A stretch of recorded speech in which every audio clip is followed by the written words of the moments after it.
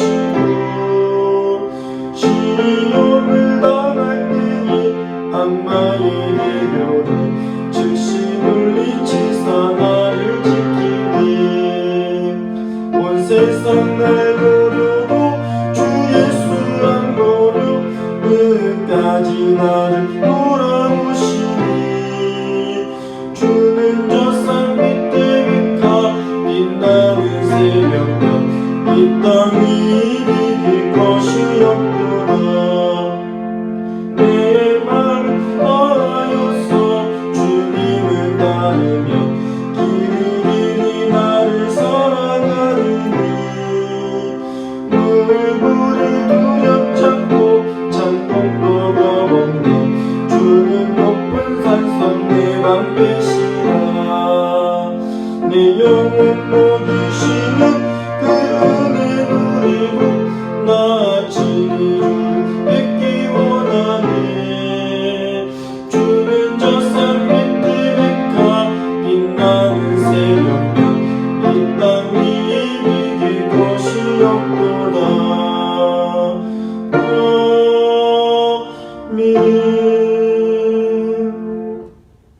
우리 다 함께 피아노 반주에 맞추어 묵도하시겠습니다.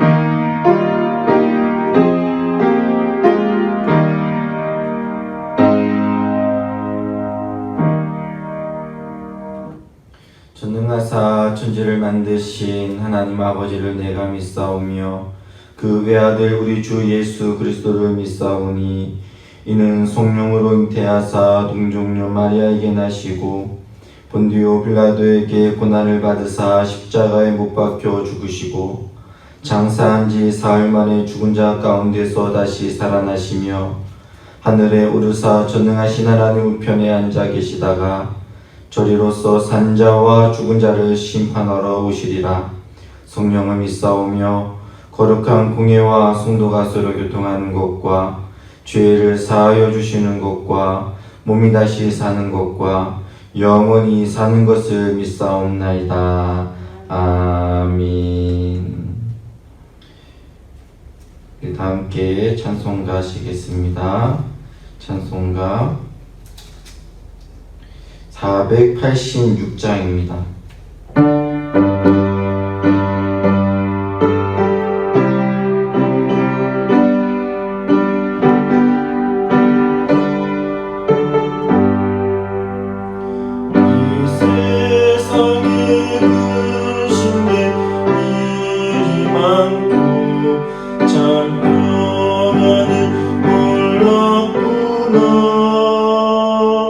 내 주 예수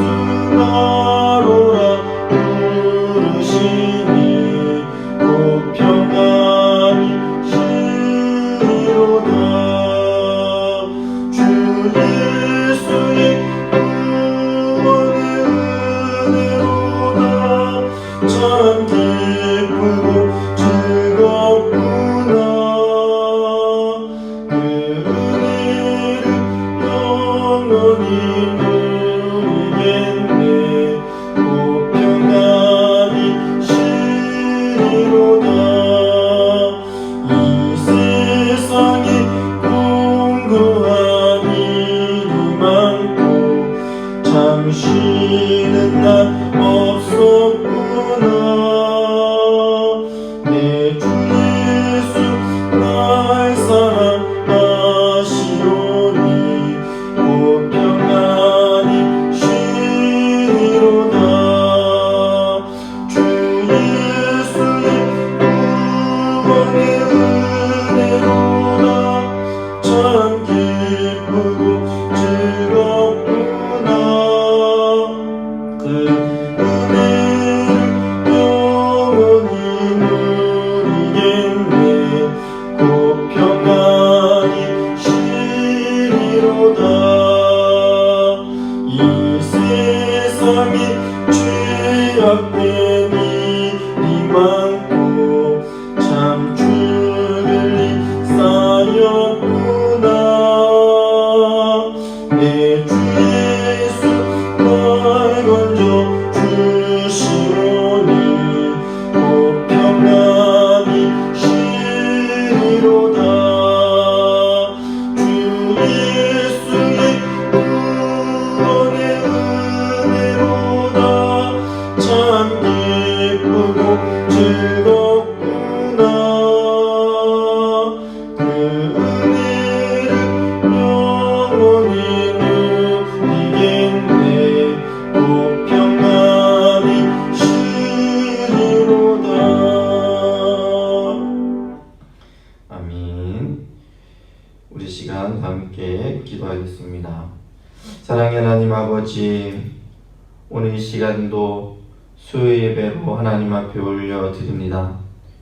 코로나19로 인하여서 하나님 앞에 나오지 못하지만 각각의 처소에서 주 예수 그리스도의 이름을 의지하여 하나님 앞에 섰는 우리 행복한 교회 모든 성도님들을 긍휼히 여기시고 불쌍히 여겨 주시어서 그 각각의 처소에서 하나님의 이름을 부르며 나아갈 때에 하나님 임재하여 주시옵시고 역사하여 주시옵시고 하나님의 영광이 그 삶 안에 가득 넘쳐날 수 있도록 역사하여 주시기를 간절히 소망합니다. 이 시간도 하나님의 말씀 앞에 섭니다. 하나님께서 함께하여 주시어서 하나님의 말씀이 우리의 가슴 가운데 떨어져 많은 열매를 맺게 하여 주시옵시고 이 어두운 시대에 참 신자다운 삶을 살아갈 수 있도록 축복하여 주시옵소서. 이 모든 말씀 예수 그리스도의 이름으로 기도드리옵나이다. 아멘. 하나님 말씀 보시겠습니다. 신명기 28장 20절에서 24절 말씀 보시겠습니다. 신명기 28장 20절에서 24절 말씀입니다. 제가 봉독하겠습니다. 내가 악을 행하여 그를 잊음으로 내 손으로 하는 모든 일에 여호와께서 저주와 혼란과 책망을 내리사 망하며 속히 파멸하게 하실 것이며 여호와께서 내 몸에 연병이 들게 하사 내가 들어가 차지할 땅에서 마침내 너를 멸하실 것이며 여호와께서 폐병과 열병과 염증과 학질과 한재와 풍재와 썩는 재앙으로 너를 치시리니 이 재앙들이 너를 따라서 너를 진멸하게 할 것이라. 내 머리 위에 하늘은 놋이 되고 내 하늘의 땅은 철이 될 것이며 여호와께서 비 대신에 티끌과 모래를 내 땅에 내리시리니 그것들이 하늘에서 내 위에 내려 마침내 너를 멸하리라. 아멘. 교회 소식입니다. 지금 이제 코로나19로 인하여서 또 지금 수도권에 많은 확진자들이 나옴으로 인하여서 안타깝지만 정부에서 비대면 예배에 대하여서 일시 중지가 되어졌습니다. 행복한 교회 성도님들 각각의 처소에서 기도 많이 해주시고 그리고 또 우리 각 구역장님을 통해서 나아간 그 예배 공지사항들을 잘 확인해서 각각의 은혜 시간들을 잘 누리시기를 바랍니다. 오늘 본문을 5절만 보았지만 20절부터 끝절까지 불순종의 내용 전체를 보며 불순종의 결말이라고 하는 제목으로 설교하도록 하겠습니다. 시험 공부를 하나도 하지 않고 시험에 임한 학생의 결말은 불 보듯 뻔할 것입니다.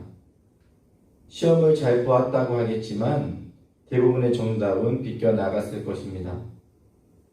운동선수가 운동을 하지 않고 노력 없이 경기에 임하게 된다면 아무리 신체 능력이 뛰어나다 할지라도 그 경기의 결말도 불보듯 뻔할 것입니다. 그렇다면 하나님의 백성들이 하나님의 말씀을 기억하지 않고 순종하지 않는 삶을 살아간다면 그 삶의 결말 또한 불보듯 뻔하면서 동시에 매우 큰 일이 될 것입니다. 그렇습니다. 오늘 본문은 하나님의 은혜로 구원받은 백성들이 마땅히 하나님께 감사해야 하지만 그렇게 하지 않고 하나님의 언약에 순종하지 않는 삶을 살아간다면 그 결말이 어떠한지에 대하여서 알려주고 있습니다. 그 내용은 매우 절망적이고 저주로 채워져 있습니다.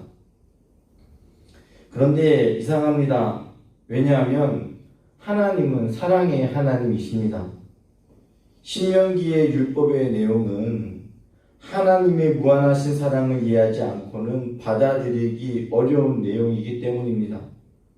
그런데 오늘 본문은 무한하신 하나님의 사랑이 아닌 절망적이고 저주의 말씀을 길고 자세하게 퍼붓고 있기 때문에 마음이 어렵고 이해하기도 힘듭니다. 하지만 여기에는 하나님의 깊은 오묘한 뜻이 있음도 우리는 알게 됩니다. 하나님께 순종하면 복이고 불순종하면 저주인 것은 사실입니다. 그런데 이 본문 말씀을 문자 그대로 받아 적용하게 된다면 자기가 행한 모든 것들은 자신이 행한 순종과 불순종의 결과라고 생각하는 오류를 범하게 될 것입니다. 따라서 잘되면 자신이 순종해서 잘된 것이고 일이 잘못되면 자신이 순종하지 못해서 잘못된 것이라고 생각하게 되는 것입니다. 여기까지는 어느 정도 이해할 수 있을 것입니다. 하지만 이렇게 되면 자신의 삶에 일어나는 모든 일들에 대한 결과를 자신의 순종의 삶에 대한 보상으로 여기는 것이 아주 큰 문제입니다. 모든 신자들이 나름대로 열심히 살아 하나님의 복을 받는 삶을 살아간다면 아무런 문제가 없겠지만 신자들 중에 그렇지 않는 경우들을 우리는 너무 많이 만나게 되는 것입니다. 대표적으로 욥의 경우를 보면 그렇습니다. 정수리부터 발끝까지 악창이 나는 어려움을 겪었습니다. 이는 본문 34절에 여호와께서 내 무릎과 다리를 쳐서 고치지 못할 심한 종기를 생기게 하여 발바닥에서부터 정수리까지 이르게 하시리라 라고 말한 내용이 보면 욥이 이런 말도 안 되는 엄청난 어려움을 겪게 된 이유, 그것은 분명 욥의 죄 때문이 아니었습니다. 즉 욥이 불순종한 결말이 아니었다는 것입니다. 뿐만 아니라 성경에는 의로운 사람들이 겪는 어려움들이 얼마나 많이 기록되어져 있는지 모릅니다. 따라서 우리가 이런 말씀을 문자적으로만 이해하게 된다면 매우 어렵게 되는 것입니다. 정말 하나님이 우리를 다스리시는가? 또한 하나님이 살아계시는가? 라고 하는 질문을 안 할 수 없게 되는 것입니다. 또 하나의 잘못된 관점이 있는데 복과 저주에 대한 이 말씀이 구약 시대에 적용되는 말씀이니 현 시대를 살아가는 신약의 성도인 우리와는 관련이 없다고 생각하는 것입니다. 즉 예수 그리스도께서 율법에 온전히 순종함으로 우리는 깨끗하게 되었으므로 이런 내용은 우리와 관련이 없다는 것입니다. 하지만 이도 옳지 못한 것입니다. 하나님의 복은 우리의 순종의 여부에 따른다기보다는 하나님의 복은 하나님의 은혜로 주어지는 것입니다. 그렇다고 해서 우리 편에서 아무것도 안 해도 된다라고 하는 측면은 전혀 아닙니다. 하나님의 언약은 무조건적이고 일방적입니다.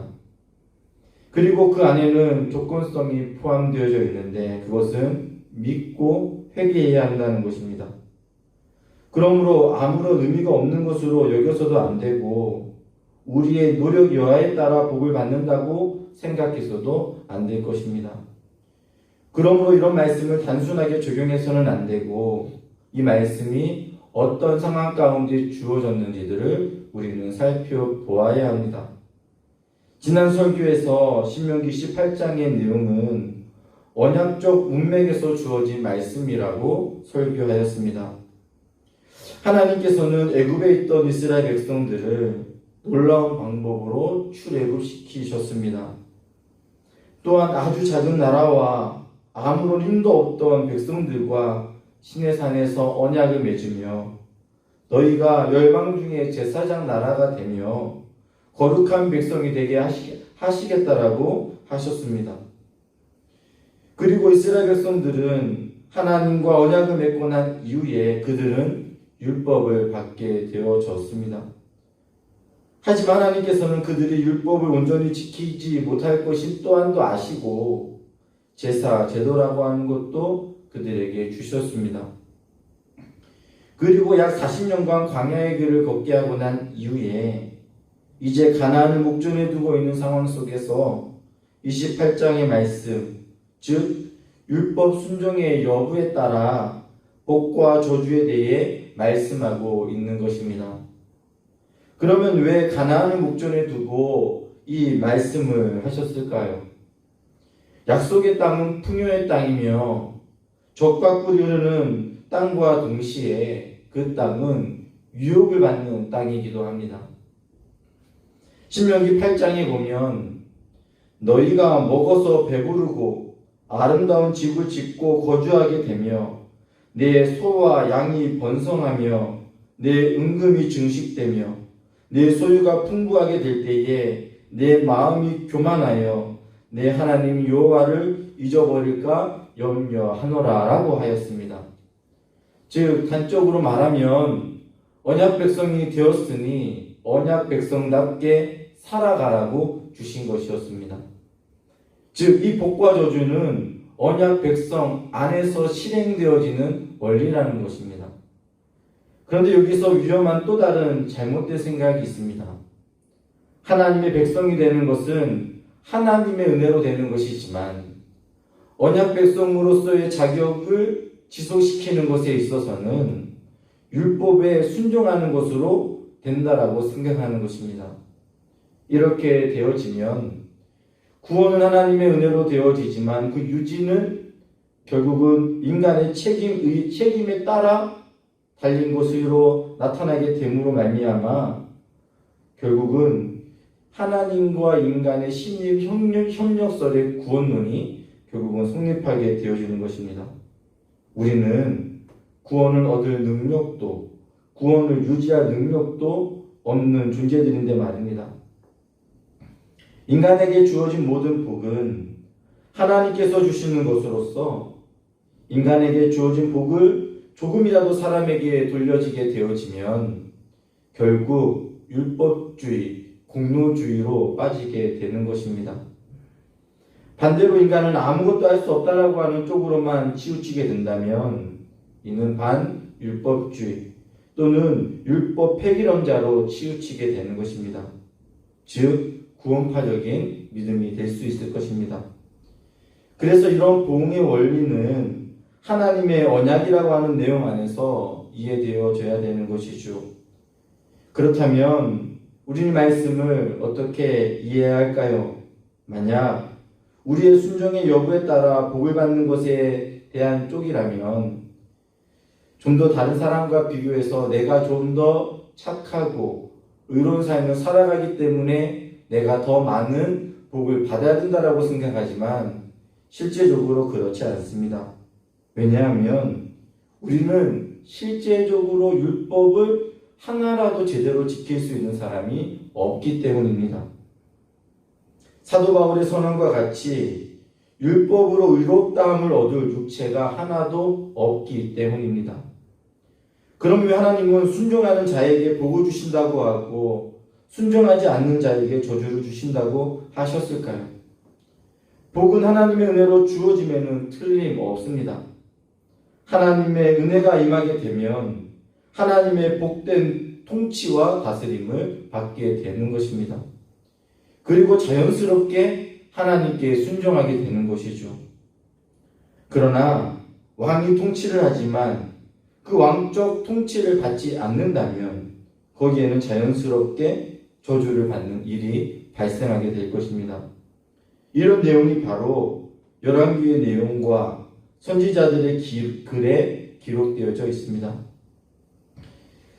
그 내용을 보면 괴로움이 얼마나 심한지 빨리 오늘이 가고 내일이 왔으면 좋겠다라고 하는 것입니다.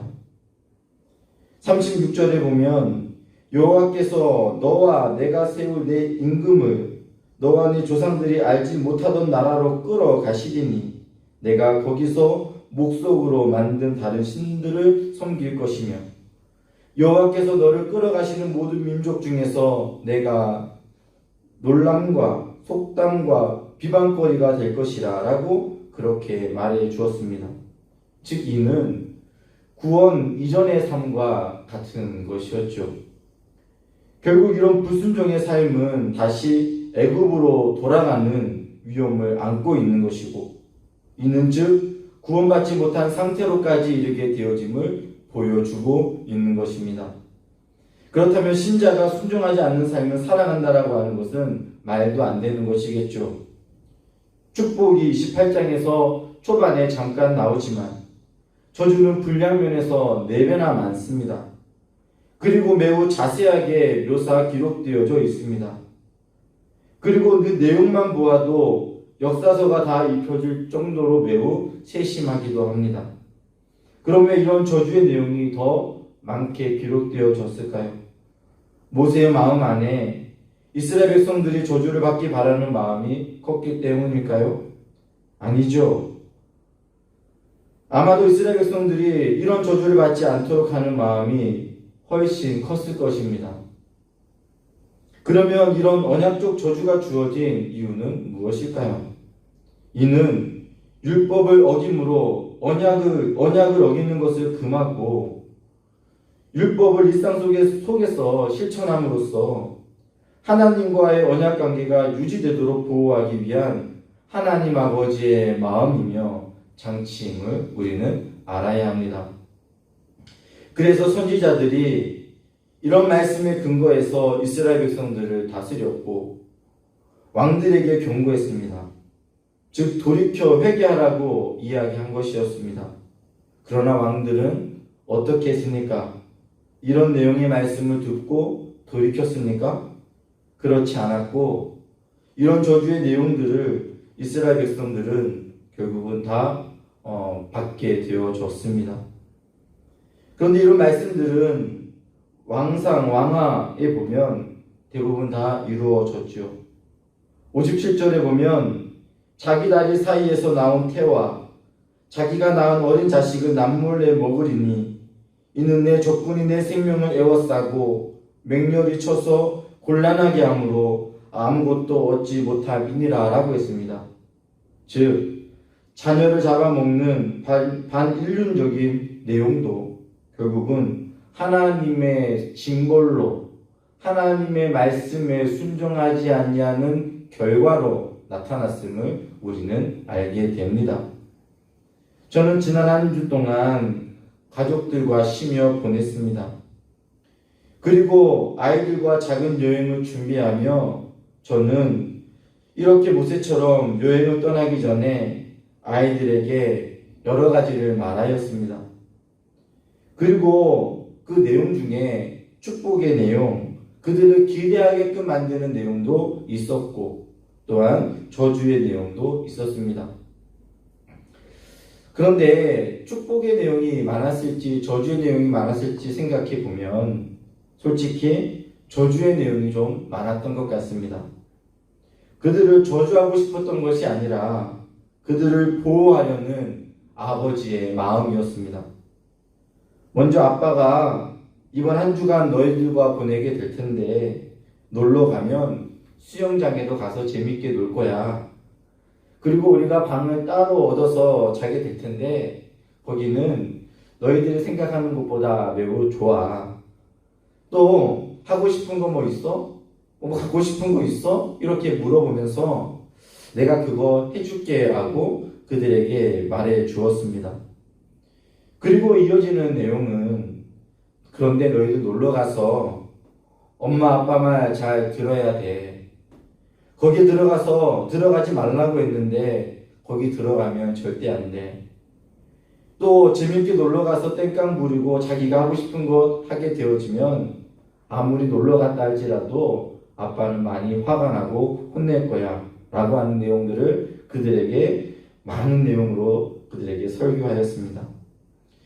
또 하루 종일 놀아야 되니까는 일찍 자고 또 일찍 일어나서 놀아야 되는데 늦게 자게 되어지면 거기에 대하여서도 징벌이 있음을 그들에게 말했습니다. 아니나 다를까 물놀이를 하기 전에 아이에게 또 하나의 경고를 했습니다. 물안경을 이렇게 목에 걸으라고 했습니다.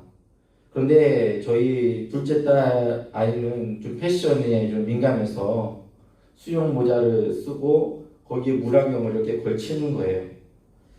그래서 그렇게 걸치면 수영하다가 결국 물안경 잊어버리니까 네가 좋아하는 물안경이니까는 목에 걸어라. 그리고 왔을 때만 안경을 써라 라고 알려주었습니다. 그렇게 여러 번을 이야기했지만 결국은 자기가 하고 싶은 대로 하였습니다. 아니나 다를까요? 물에 들어가자마자 파도풀이 그를 덮쳤고 그는 물을 먹으면서 결국은 그 자리에서 물안경을 잃어버리고 말았습니다. 그리고 제가 그 딸 아이에게 뭐라고 했을까요? 그를 꾸짖으며 하는 말입니다. 제발 아빠 말 좀 들으라고 말입니다. 행복한 교회의 성도 여러분, 우리는 하나님의 언약 백성으로 하나님의 사랑을 받는 존재로 삶을 살아갑니다. 오늘 이런 내용을 통해 우리는 하나님과 이스라엘 백성들과의 관계, 그리고 우리의 삶의 관계를 생각해 보게 되어집니다. 오늘 이런 말씀을 문자적으로 우리에게 바로 적용될 수는 없지만 이런 말씀을 통해 하나님은 우리에게 그리스도 중심적 삶을 살아가도록 요청하며 말씀 앞에 순종하는 삶을 살아가기를 요청하고 있습니다. 예수님은 우리에게 마지막까지 아버지 말씀에 순종하는 모습을 보여주었습니다. 그 순종의 결과가 고통이요 십자가였지만 결국 그것으로 끝남이 아니라 다시 하나님은 그를 부활하게 하심으로 잠자는 자들의 참 첫 열매가 되게 하셨습니다. 이사야서에 예수 그리스도에 대하여서 많이 기록되어지고 있는데요. 그 예수 그리스도를 무엇이라고 표현하였냐면 고난받는 종으로 표현하고 있습니다. 사랑하는 행복한 교회의 성도님들, 우리 행복한 교회 성도님들은 주님을 본받아 이 땅에서 어려움이 있어도 마지막까지 하나님의 편에서 말씀에 순종하는 삶을 사시기를 바랍니다. 사람이 두드러진 특징 가운데 하나는 생각하는 것이죠. 하지만 사람들이 생각한다고 거기에 맞게 움직이고 그렇게 사는 것은 아니죠. 만약 사람이 생각한 대로 삶을 살아간다면 모든 사람들은 다 성공한 삶을 살아가게 될 것입니다. 대부분 사람들은 움직이게 하는 것은 그 사람의 마음속에 있는 욕망이고 그리고 그가 가지고 있는 습성입니다. 즉 사람은 생각하지 않고 그것을 자꾸 되뇌이지 않는다면 결국 자신의 습성과 제 성향에 따라 불순종의 길로 갈 수밖에 없을 것입니다. 오늘 본문은 이렇게 불순종한 원인을 하나 설명해 주는데 그것은 바로 내가 악하여 여호와를 잊었으므로 라고 했습니다. 그 결과가 매우 참담한데 결국은 하나님과 교제하지 못하는 것입니다. 하나님과 단절된 삶이며 애굽으로 돌아가는 삶인 것입니다. 고통의 때에 더욱 기도하며 하나님과 교제하는 삶을 살아간다면 우리의 삶은 형통의 삶이 될 것입니다. 칼빈은 하나님과 사람들 사이에 교제가 있는데 이러한 교제에 의해 하늘 성소에 들어감으로써 직접 하나님께 그 약속에 대해 간구한다라고 했습니다. 그러면서 그는 하나님께서 주시겠다고 약속하신 것을 또한 기도를 통해서 무엇이든지 하나님께 구하면 하나님 아버지께서 우리의 기도를 들어 주신다고 약속하셨다고 하였습니다. 그러므로 그는 주의 복음은 보화가 묻혀 있는 것을 가르쳐 주고 우리의 믿음의 눈으로 본 그 보화를 기도로 캐내어야 한다라고 알려주었습니다. 사랑하는 행복한 교회 성도님들, 삶 속에 하나님의 축복은 다른 무엇이 아니라 하나님과의 어떤 교제의 삶을 살아가느냐입니다. 오늘의 모든 저주의 내용들은 하나님과의 교제의 단절함에 있었습니다. 하나님의 말씀에 순종하지 않는 것은 내가 나의 참 아버지 하나님을 인정하지 않는다는 것이고 뿐만 아니라 하나님 아버지의 말씀을 따라 살며 살아가지 않냐는 결과는 결국은 하나님과의 교제가 끊어짐으로 세상 속에서 추악하고 어지럽고 더러운 삶을 살아갈 수밖에 없게 되는 것입니다. 코로나19로 인하여서 힘들고 고된 삶을 살아가지만 행복한 교회 성도님들은 하나님의 말씀에 순종하여 하나님과의 깊은 교제함들을 누리고 세상 사람들이 얻을 수 없는 참 기쁨과 만족의 삶을 삶 속에서 누려 나아가시기를 주님의 이름으로 축복합니다. 기도하겠습니다. 사랑의 하나님 아버지, 주님 감사합니다.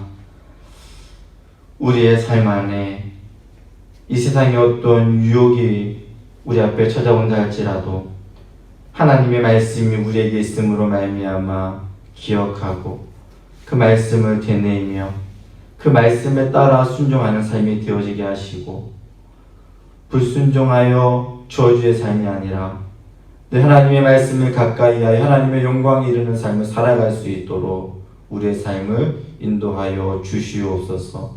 예수님 이름으로 기도드리옵나이다. 아멘. 하늘에 계신 우리 아버지여, 이름이 거룩히 여김을 받으시오며 나라의 임하옵시며 뜻이 하늘에서 이루어진 것 같이 땅에서도 이루어지리다. 오늘날 우리에게 일용할 양식을 주옵시고 우리가 우리에게 죄 지은 자를 사하여 준 것 같이 우리 죄를 사하여 주옵시고 우리를 시험에 들게 하지 마옵시고 다만 악에서 구하옵소서. 대개 나라와 권세와 영광이 아버지께 영원히 있사옵나이다. 아멘.